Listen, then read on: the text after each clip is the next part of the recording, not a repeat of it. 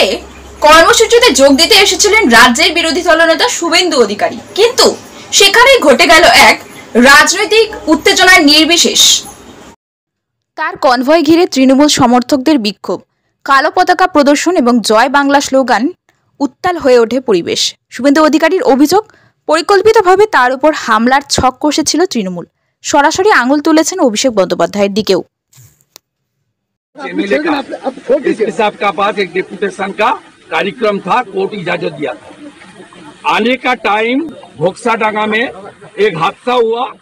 उसका बाद खागड़ाबाड़ी में पश्चिम बंगाल का मिनिस्टर उदयन गुहा, ए नोटोरियस क्रिमिनल, उनका लीडरशिप में इन प्रेजेंस ऑफ पुलिस मेरा गाड़ी में हमला हुआ।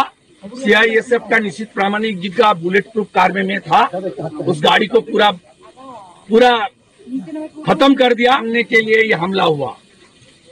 मुझे खून करने के साजिश में सीधा उदयन गुहा का हाथ है और उनका मदद करने वाला खूनी का नाम है द्युतिमान भट्टाचार्य, एसपी कोचबिहार।